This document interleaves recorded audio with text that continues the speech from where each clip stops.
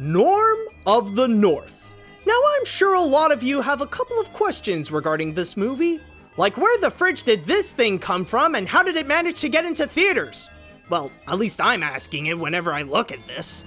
Apparently, this is a collaborative work between Splash Entertainment and Assemblage Entertainment, whose most well-known works that they've previously touched upon and are currently working on are Alpha and Omega sequels.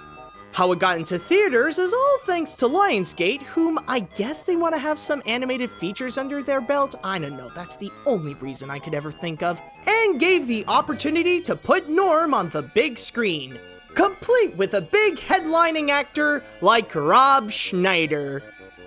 Oh my god, this is gonna suck big time, isn't it? Let's find out. The story. I wouldn't say that this movie has a story to tell, but rather a message.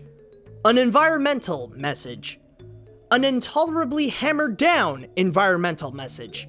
The whole purpose of Norm is to explain to the audience that they have to save the Arctic with some anti-industrialism thrown in, that we don't go taking these animals' homes in order to make some for us. Why would we want a house in the Arctic? I have no freaking clue. The movie doesn't even bother to answer. It resolves the film to become so preachy that it completely treats the audience like total idiots, thinking that they always need a reminder every 10 minutes of Norm's goal. Or maybe that's just the characters explaining it to themselves because they can be so stupid that it's highly possible they can end up forgetting it. That actually makes a lot of sense. But in order to keep the movie going, it fills itself up with 3 things that make the film even more insufferable. First is a giant pile of plot cliches that make the movie completely predictable from top to bottom. Second is action scenes that go absolutely nowhere and are entirely pointless. And 3 are a bunch of bottom-of-the-barrel gags that would be too low-brow for an Adam Sandler movie. Oh, trust me, I'm not just talking about your average gas humor. You have no idea how low this movie can sink just to get a cheap, dumb laugh.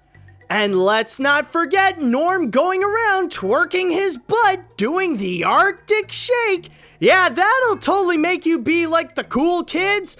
Oh, Norm, your non-stop use of dumb pop songs, cell phone gags, and random movie references completely blind me with all your tremendous swag.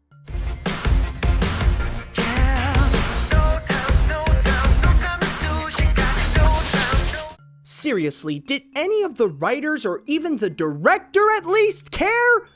I have never seen anyone leave a story so broken by its obnoxious message and unpleasant humor. But hey, I guess none of this matter as long as the Arctic's okay, right? The animation. It's the animation that makes everybody look at this and think, how is it even possible for a movie like this to get into theaters? This is the kind of animation that's to be expected in one of those cheap $1 direct-to-DVD films, not in an animated feature that was able to be released in theaters. Not only is this unpleasant to look at as much as sitting through their failed attempts to make something that would refer to as humor, but this is just ugly. And this could not be more obvious than in the design of the characters.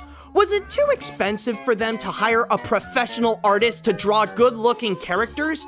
Every human character looks like a bad caricature, and the animals look even worse. Where the humans feel like they were done by an amateur with no artistic background, the animals look like they were done by a freaking toddler. Okay, lemmings, look alive! Seals! Seals, just like in rehearsal. And with the addition of bad-looking textures, it makes it look unwatchable. I never thought I had to do this for another movie, but I had to take off my glasses so that I could barely see what's going on to continue the movie. Something I always believed only the Cloudy with a Chance of Meatballs movies were capable of doing. But you know what? At least with the Cloudy films, I can point to a few elements that the animators did a good job, like in the food animation and the food animals. With Norm though, there are no redeeming qualities in the visuals whatsoever. Even the backgrounds look so generic with either the plain white Arctic or the generic city that's supposed to be New York City. Even with the character animation, I can see that there's a bit of talent there, but the rendering came out so bad that all their movements came out so unnatural. It makes it even worse when some characters want to move in such a cartoonish over-the-top manner that now it makes it unbearable to watch. Now, I have thrown in the word disgrace on a few movies for their repulsive visuals, but the animation here seriously takes it to a whole new level. The characters. So now that we got the obnoxious and unwatchable parts out of the way, let's bring in the characters to present another aspect of this movie. It is absolutely stupid. In fact, every character in here has very little sense of intelligence or even a sense of character in general. Every single one is a bland, one-dimensional trope that would only stick out by the dumb decisions they would make. Starting with Norm himself, he's the protagonist that wants to save the Arctic and has other traits that the movie forgot to explain or completely have no point. Why is he able to talk with humans? Why is it important to know about his love interest or that he's next in line to become the king of the Arctic? Who knows? Because the movie clearly doesn't. They're too busy showing off those terrible excuse of comic reliefs that they call the Lemmings, who are obviously Minion ripoffs. All they do is try to be Minions, but they are not the Minions because they have absolutely no sense of quality in their humor. This is why I wish this was a Disney movie, so that we could just put them out of their misery and just throw them off a cliff. And then there's Mr. Green, the villain that rather wants to be so over the top with his movements and have no logical motive to make houses in the Arctic than to be an actual character. Oh hey, Chester V, never thought I'd see you again! As for everyone else, they just have no purpose in this movie, like, absolutely none at all. They can all just disappear and no one would ever notice and the film would stay the same, or even better, be shorter. There's even no point to name them. The rest of the generic cast are only there to make bad jokes or to remind Norman to save the Arctic. Please, I know exactly what you're doing, Norm. You're saving the Arctic. You're home. So I'm thinking, maybe we can work together. But believe it or not, do you know who's the most hateable and dumbest character in this? All the extras around Norm! Somehow New York City is filled with the most brain-dead people who sees Norman as a guy in a bear suit or an actual talking bear and they're cool with it. It's even worse when they'll just believe in anything that's said to them and are so easily amused by this big dumb dancing bear. Making your characters completely bland and serve no purpose is one thing. But the addition to throw away any sign of intelligence in them makes them look even worse than they already are.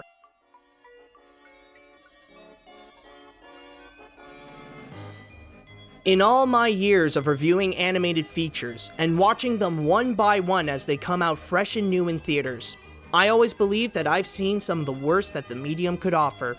That no one would be able to simultaneously present the lowest of quality in every aspect of a movie and release it on the big screen. But then came Norm. Norm of the North is possibly the worst animated feature to ever be released in theaters. The writing is abysmal, the environmental message is obnoxious, the story is predictably unpleasant, the animation is disgusting, the humor is at its worst, and the characters either have no brain or no purpose. I know for a fact that I don't even have to say to you to not watch it, because anybody that has some form of intelligence wouldn't even tolerate just 10 minutes of this embarrassment. And if there's any moronic lunatic that would even attempt to defend this with the "it's just for kids" excuse, may I ask, who the fridge are you talking about? Kids of IQ 5 and under? Any child would look at this and say that this is stupid. I have never been so confident to give the movie the AniMat's seal of garbage. Why would anyone think it's a good idea to put this up in theaters will always be a mystery.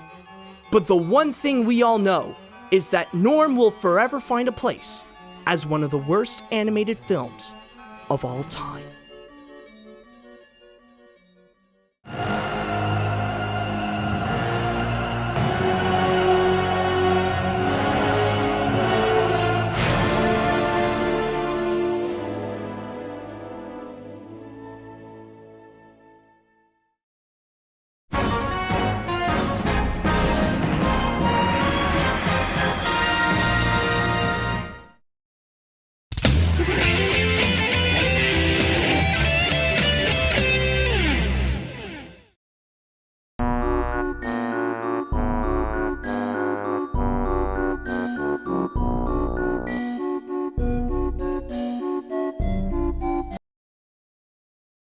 The humans won't destroy something they love. And they love us.